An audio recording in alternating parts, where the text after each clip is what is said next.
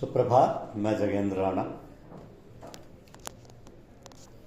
आपसे एक आध्यात्मिक विषय पर चर्चा करते हैं और विषय है आध्यात्म की चार अवस्थाएं। आध्यात्म की चार अवस्थाएं।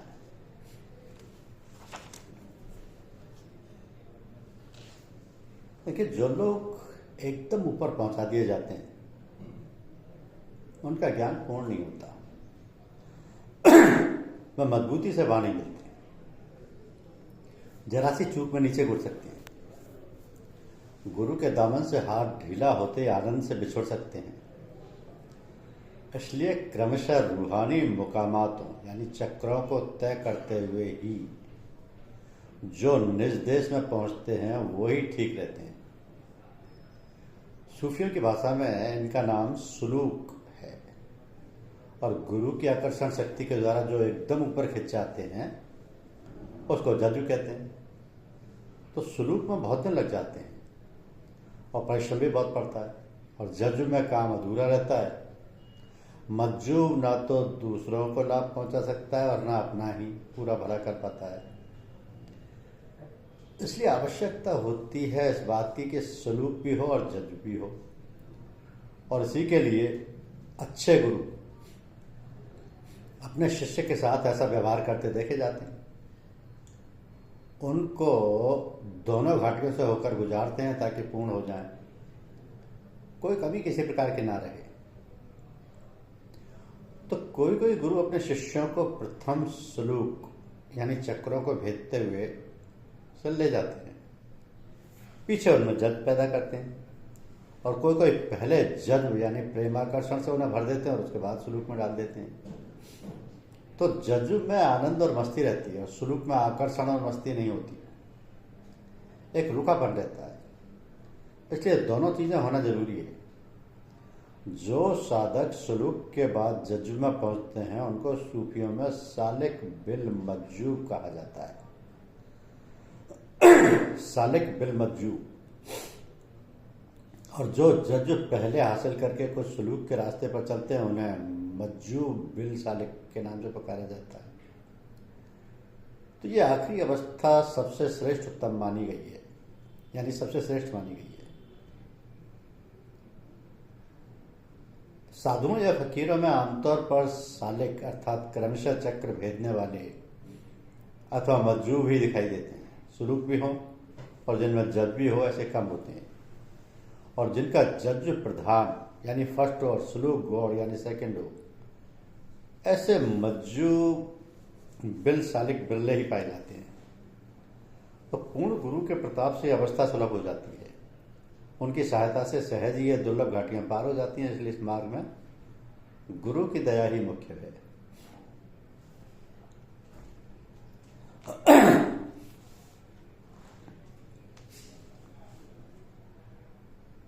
महापुरुषों से भी सुना जाता है और उनके तजुर्बे से ही बताते हैं कि गुरु दर्शन के बाद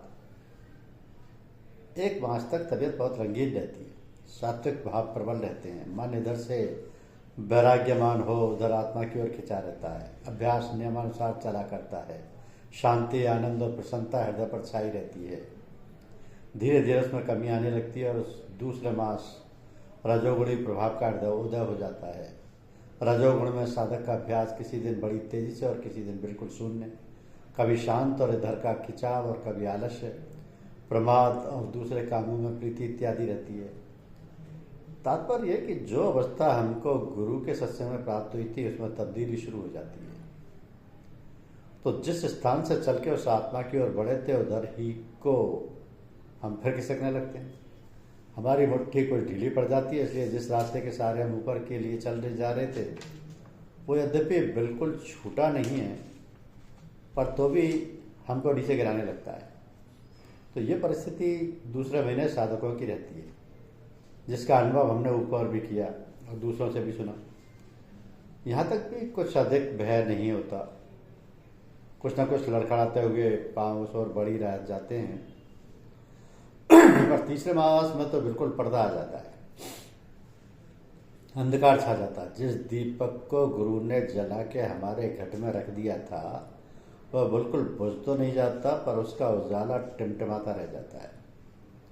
उसके ऊपर कोई मोटी काली चादर का ऐसा पर्दा आ जाता है जो उसके प्रकाश को कैद कर देता है और हम तक नहीं पहुंचने देता। उस अंधेरे में हम तड़पते हैं, चलने का उद्योग भी करते हैं, पर उस तारीकी अंधकार में हमें कुछ सूझता नहीं। कभी कभी दिल चाहता है, पर आलस्य और प्रमाद दबोच लेता है। ईश्वर विमुख सांसारी लोग हमको अपने प्रभाव में ले लेते हैं और अंधे बन के इन अंधों के साथ चल भी पड़ते हैं, तो नतीजा क्या होगा? इन संगियों के साथ रहने से हमको सुख मिलेगा या दुख? फूलों की सेज सोने को मिलेगी या माया का बिस्तर या कटीला जंगल? इस पर सोचने के लिए दिमाग तैयार ही नहीं होता है, इसलिए कि अंतर में तमोगुण छा जाता है। विवेक शक्ति और विचार शक्ति शून्य हो जाती है अथवा सुषुप्त अवस्था में चली जाती है। ऐसे समय जरूरत है इस बात की कि साधक गुरु के दरबार में हाजिर होकर फिर सात्विक धारें और अपने अंदर भर्रे और अपने इस गिरी हुई दशा को सुधारें। जो लोग ऐसा नहीं करते, सुभीता और अवकाश होते हुए भी जो परवाह नहीं करते, उनका समय बहुत अधिक लग जाता है। उनका रास्ता खोटा हो जाता है। वे भूले हुए मुसाफिर की तरह उस तामसी रात्रि में वहीं चक्कर काटते रहते हैं। आगे का मार्ग ना तो उन्हें दिखाई देता और ना आलस्य के मारे वो इधर उधर को बढ़ने का उद्योग करते हैं। तो ऐसा के लिए यह भी मुमकिन है कि सहारा मिलने पर और होने पर वह ठोकरें खाते खाते एक मुद्दत में अपने अभीष्ट के पहुंच रहे हैं। और यह भी संभव है कि थका थका के हिम्मत हार बैठे और जिस तरह खड्ड से निकल कर के ऊपर को कुछ चढ़े थे, खिसक के उसी में फिर गिर पड़े। ये दोनों हालातें तमोगुण दे सकता है। फिर रजोगुण में उद्योग भी हो सकता है, पर तमोगुण तो दिल व दिमाग में काहिली और सुस्ती भर देता है, उसे गफलत का शिकार बना देता है। ऐसी दशा में तमोगुणी और रजोगुणी आवरणों में छूटने के लिए, फिर अपने मार्ग पर ठीक ठीक चलने के लिए और जल्दी ही अपना सफ़र समाप्त करने के लिए आवश्यकता होती है कि शिष्य गुरु के समीप पहुँच के अपनी दशा उनको दिखाए। उसके दूर करने एवं अपनी आंतरिक अवस्था सुधारने के लिए उनकी शक्तियों का आश्रय ले और उनकी सहायता से हृदय के राजसी व तामसी आवरणों को दूर करे, ताकि सात्विकी प्रकाश का उदय हो जाए, सतगुणी भावों का राज्य छा जाए। क्योंकि सत्वगुण ही इष्ट से मिलाने वाला और दर्शन कराने वाला होता है। तो गुरु के स्थान में पहुँच के अव्वल तो रज और तन स्वयं हट जाते हैं और सत प्रधान बन के मन व इंद्रियों पर छा जाता है। भाव व कर्म सभी में सात्विकता आ जाती है, इसलिए कि सात्विकी पुरुषों के अंदर से सत की धारा निकलती रहती हैं और वह मंडलाकार सारे वातावरण में हर समय छाई रहती हैं। तो किसी उद्योग की आवश्यकता नहीं होती। वह महापुरुष वहीं उपस्थित है या नहीं, इसकी भी जरूरत नहीं होती।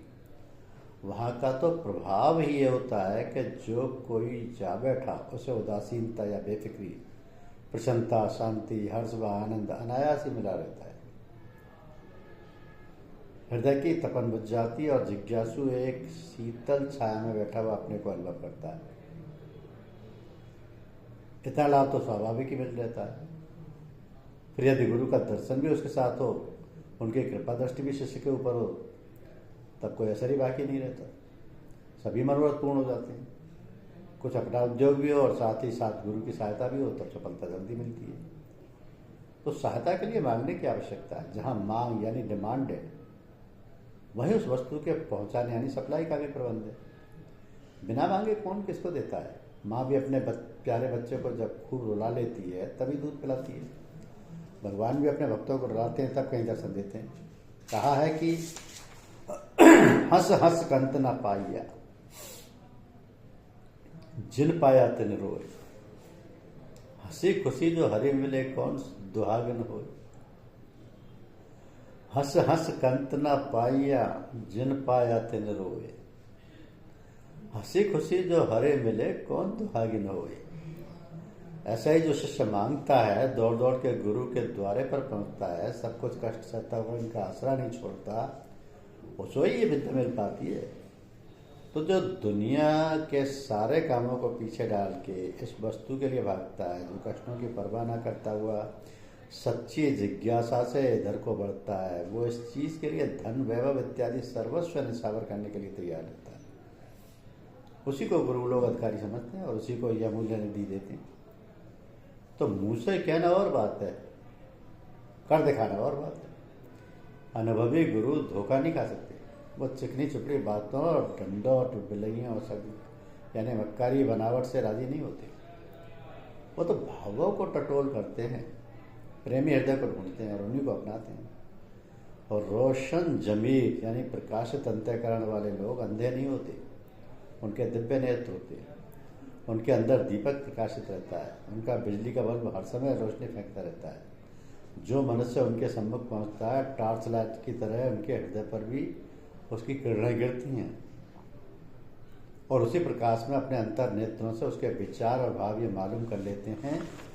इसलिए कोई मनुष्य यदि इरादा करे कि उन्हें धोखा देकर अपनी ओर खींच लूँगा और उनकी विद्या छीन लूँगा, तो खुद अपने को धोखा देता है। शुद्ध और सच्चे हृदय से जो उनके समीप पहुँचेगा वही अपना कार्य सिद्ध कर पाएगा। तो जो लोग भगवान के लिए पैसा खर्च कर सकते हैं, उनकी तलाश में दूर देशों में पहुँच सकते हैं, उसके लिए कष्ट उठा सकते हैं, वह निश्चय ही अधिकारी हैं। संतजन ऐसों पर अवश्य कृपा करते हैं। यह भी एक प्रकार का तप है जो कुछ संस्कारों को दग्ध कर हमको पात्र बनाता है। इसलिए हमारा नियम तीसरे मास दर्शन का अभ्यास काल में बराबर चलता ही रहा और उससे हमको बहुत ही लाभ मिला। तो जिज्ञासु का भला इसी में है कि जल्दी जल्दी गुरु सेवा में उपस्थित हो और वहाँ के असरात यानी परमाणु अपने अंदर दाखिल करे। तो श्री कबीर साहब ने बताया कि शिष्य को गुरु दर्शन के लिए दिन में कई बार जाना चाहिए। यदि ऐसा ना कर सके तो तीसरे दिन करे अथवा सप्ताह में एक बार दर्शन करे। जो वह भी ना कर सके तो पक्षा मास में करे। मास में सुगीता ना हो तो तीसरे महीना अवश्य पहुँचे, इसमें देर ना हो जाए। जिसको तीसरे महीने का अवकाश ना मिला तो वह छठे महीने जाए और छठे मास भी मजबूरी हो तो वर्ष में एक बार जरूर चाहिए। यह जिज्ञासु के लिए अंतिम म्याद है। वर्ष भर जो साधक गुरु के समीप नहीं पहुंच पाएगा और अपनी स्थिति उनके सम्मुख नहीं रख सकेगा, उसे यह विद्या नहीं आ सकती। वो कहते हैं कि बरस बरस नहीं कर सके ताको लागे दोष, कहें कबीर वह जीव सो कबो न पावे गोश।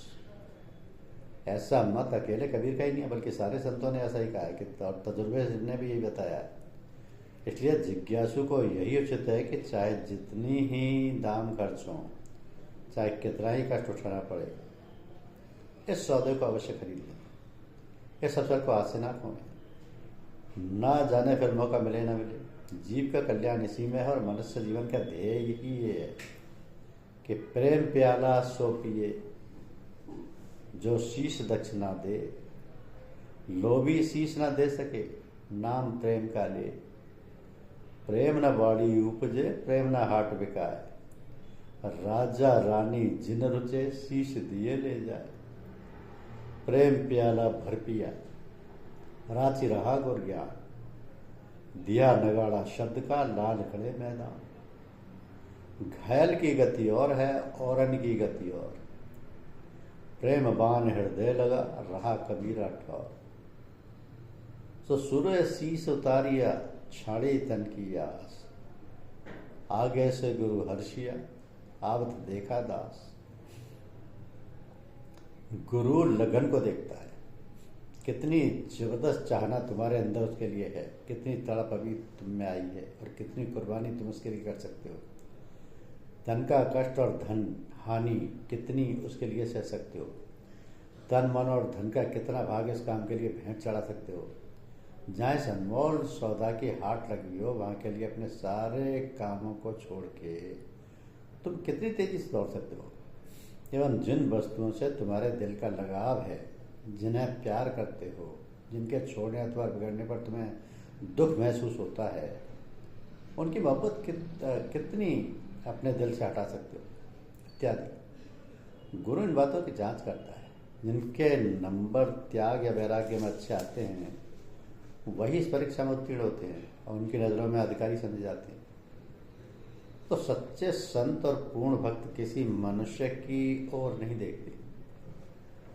उनके आश्रय केवल एक भगवान होते हैं। जैसे वह रखते हैं उसी में मगन रहते हैं। अपनी मर्जी नहीं, अपनी इच्छा नहीं, अपने इरादे नहीं, सब कुछ उन्हीं पर छोड़ देते हैं। बिना अपनी इच्छा के यदि अनायास कोई पदार्थ उन्हें मिले तो उस प्यारे का भेजा हुआ समझ के त्याग नहीं करते, और ना मिले तो किसी से मांगते नहीं। यहाँ तक कि उस प्रभु से भी नहीं सवाल करते, केवल प्रेम मांगते हैं। उनके लिए तो रोते भी लगते हैं, पर संसारी किसी चीज़ की मांग स्वप्न में भी नहीं करते।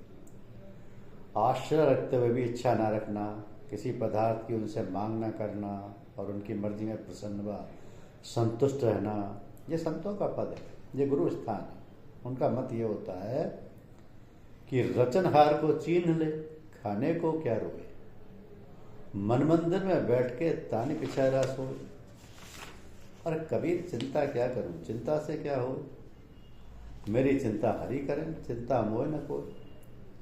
अंडा पाले काछुआ, बिन थन राखे पौक, यूं करता सबकी करे, पाले तीनों लोग। चिंता छोड़ अचिंत रहे, साहब हैं समरथ, पशु पखेरु जीव जड़, जिनके गांठ न हथ। तो हरिजन गांठ न बांधई, उधर समाता ले, आगे पीछे हरि खड़े, जो मांगू सो दे। साईं इतना दीजिए, जामे कुटुंब समाए, मैं भी भूखा ना रहूं, साधु न भूखा जाए।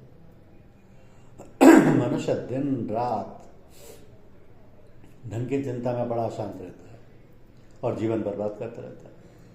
उसकी बुद्धि यहाँ तक पहुँचती नहीं कि करता धरता कोई दूसरा ही है, उसकी आज्ञा बिना एक पत्ता नहीं हिल सकता, कोई वस्तु उसकी मर्जी के बिना प्राप्त नहीं हो सकती। भाग्य भी उसी के अधीन है, भाग्य को रचने वाला वही है और उसके अनुसार फल देने वाला भी वही है। तो जीव को उद्योग करने की आज्ञा मिली है, कोशिश करते चलो, गर्व दिल में ना लाओ, आज्ञा पालन कोशिश कर्तव्य समझो, मगर नतीजे की ओर ना देखो, अपने कर्म का फल उसके लिए छोड़ दो। यही धर्म, यही उसको प्रसन्न करने की कुंजी है। जिसने उसको पकड़ लिया, जो कर्तव्य को पहचान गया और निष्काम हृदय से इसमें जुट गया, वही उसका पापात्र है। तो इसलिए तो गीता में कहा गया कि कर्मण्य वाधिकारस्ते माँ फलेषु कदाचन, माँ कर्म फल हेतु भूर्मा ते संगो स्वत्य कर्माणि, बुद्धि युक्तो जहाति ही उभे सुकृत दुष्कृते, तस्माद् योगा युजस्य उपयोग कर्मसु कौशलम। भगवान अर्जुन से बोलते हैं कि तुम्हारा अधिकार केवल कर्म करना है, फल तुम्हारे अधिकार में नहीं है, इसलिए फल की अभिलाषा से कोई काम ना करो, और ना ऐसे ही दिल में ठान लो कि मैं काम करूँगा ही नहीं। तो संसार में जो मनुष्य इस प्रकार की साम्य बुद्धि से जीवनचर्या चलाता है, वही पाप और पुण्य दोनों से अलग रहता है, और उस पाप और पुण्य के झगड़े में बचकर कर्म करने के कौशल का नाम ही योग है। धन्यवाद।